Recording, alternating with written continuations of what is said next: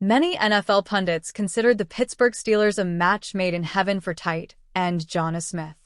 The Miami Dolphins wanted to dump the veteran salary, and he possesses previous experience with Steelers offensive coordinator Arthur Smith. Despite that, though, ESPN's Seth Walder was one analyst that didn't like the team's blockbuster trade where it acquired the veteran tight end. In a recent offseason grades article, Walder sent a warning on expectations for Jonnu Smith entering 2025. Yes, Pittsburgh got an Arthur Smith favorite in Jonnu Smith, but I'd caution overrating that part, Walder wrote. Jonnu Smith is a good YAC player coming off a career-best season in which he recorded 884 receiving yards, but we shouldn't ignore the previous 7 seasons of his career, including some with Coach Smith, that were not on that level. The tight end, who will turn 30 in August, had a career-best 88 catches for 884 receiving yards and 8 touchdowns for the Dolphins in 2024. He didn't have more than 50 catches or reached 600 receiving yards in a single season before last year. Jonnu Smith expectations with Steelers in 2025. There's honestly about as much not to like about Smith with the Steelers as there is to like. The good news is the tight end knows the Steelers' offensive coordinator. But continuity didn't matter much last season for the veteran playmaker. The 2024 campaign was the tight end's first with the Dolphins, and he made the Pro Bowl for the first time. In 4 of his first 7 NFL seasons, he played for Arthur Smith in some capacity. Smith was the tight end's position coach, offensive coordinator, and head coach.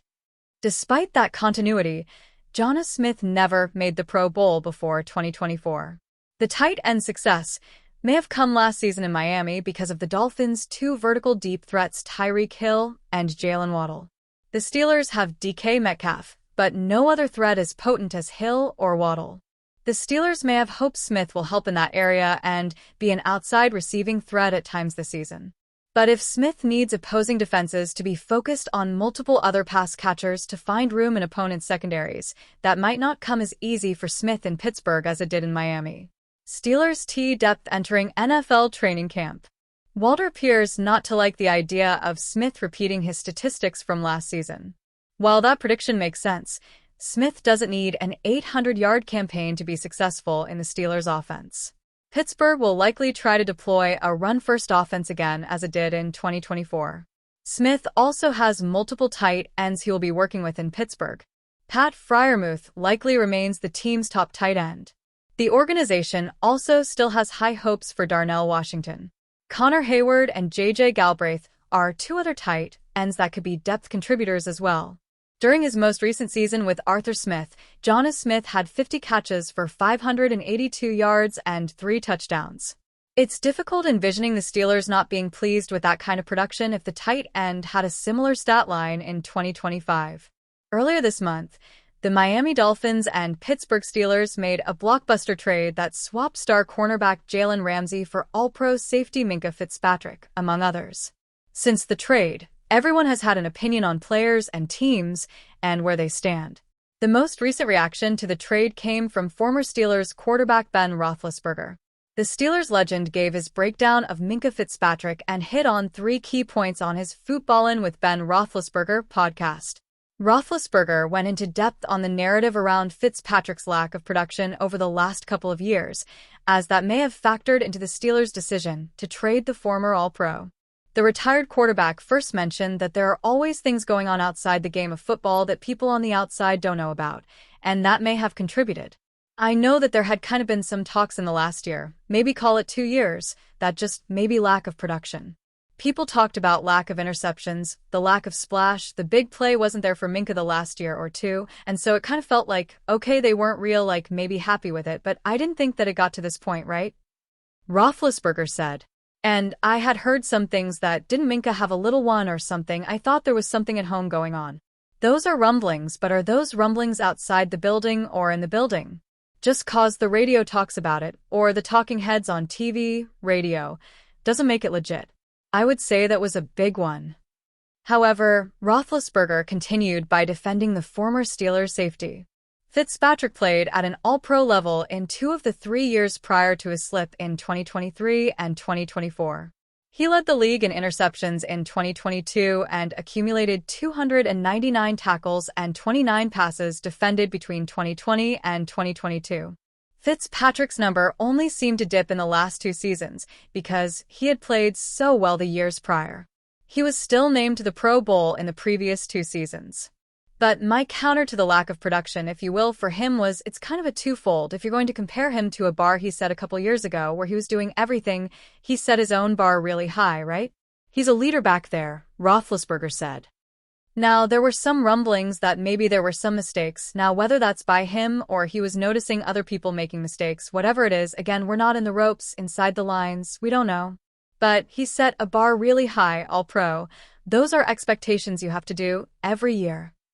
Roethlisberger also mentioned that Fitzpatrick's dip in stats could be because quarterbacks would stay away from him due to his success in previous years. So, that's one side. Then what I'm also going to say is as the defensive back, corner, safety, if I'm a cornerback and I don't have a lot of interceptions, pass breakups, a lot of times it's because people don't throw it at me, and that also speaks for how good you are, Roethlisberger said. So, maybe his production's down, people just aren't taking those shots. Again, this is all just asking the question. I don't have the analytics.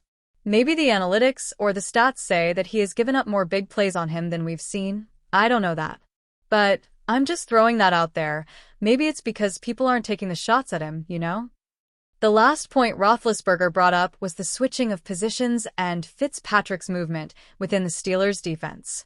The Steelers look to use Fitzpatrick's talent and versatility in numerous ways, but that can hurt the player and the others around him sometimes. Roethlisberger detailed how moving slightly out of position can mess with a player's rhythm and production. That's tricky too, because that can get you out of position when you're playing a position that's not your mainstay position, right? You're like, okay, let's move him in the box, or let's move him out of the box, or let's move him around. Sometimes you can make a mistake, Roethlisberger said.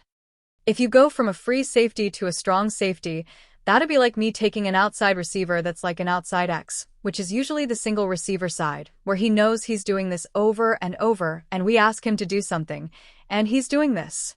Now, all of a sudden you put him to the trip side where there's 3 receivers, he's outside. Well, now he's got 2 more guys inside him. In his mind, he's doing these things, and when you ask him to do the same thing on the other side, well, your depth might have to be more important because there's other receivers inside you, or vice versa. I'm just saying there could be some mistake when you move people around, as much as there is. Fitzpatrick has just 1 interception and 7 passes defended over the last 2 seasons, but maybe a change of scenery will help the former All-Pro. Regardless, he will be heavily leaned on as a veteran and leader in Miami's secondary in 2025, as a lot of youth currently surrounds him. There will be capable receivers who hit roster waivers during the preseason process, which might produce a fantastic opportunity for Pittsburgh Steelers general manager Omar Khan to pounce. The club has Calvin Austin III and Roman Wilson on the roster for competition at training camp.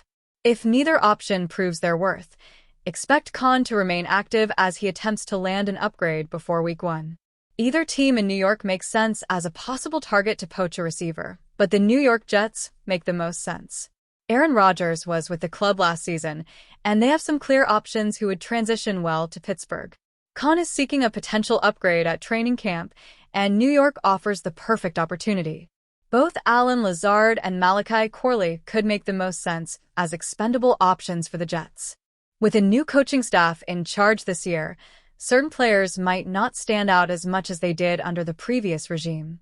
Lazard and Corley could be on the chopping block when final roster decisions drop. It could create a terrific opportunity for the Steelers. Pittsburgh Steelers could consider adding either Malachi Corley or Allen Lazard at receiver. Allen Lazard, WR. The connection between Lazard and Rodgers is crystal clear. They have spent 7 seasons together as teammates, and their chemistry is well documented. It could lead to Khan placing some trade calls in search of landing Lazard. The veteran receiver might not be at the level of some other choices fans have clamored for, but he would provide a stable force for the Steelers. Rodgers would love to add Lazard, as the current Jets receiver can show the young Pittsburgh playmakers how Rodgers operates. New York has an abundance of receivers on their team and added pieces in free agency and the NFL draft. Expect the Jets to make a couple of noteworthy moves at the receiver position this preseason, and Khan better be circling them like a shark. Malachi Corley, WR. New York drafted Corley in the third round of the 2024 NFL Draft, but that doesn't mean he's a lock to make their roster. He struggled to find a role on their offense last season, which is troublesome since they had problems at the receiver spot all year. His struggles last season, combined with a new coaching staff, could make him a surprise release. It might open a door to join the Steelers. Pittsburgh showed plenty of pre-draft interest in Corley when he was coming out of Western Kentucky. They didn't get a chance to take him in the third round since the Jets traded up to select him. With new bigwigs in town, Khan might check to see what kind of potential Corley has left. He could be a Deebo Samuel-type receiver, which would be a nice addition to their offense.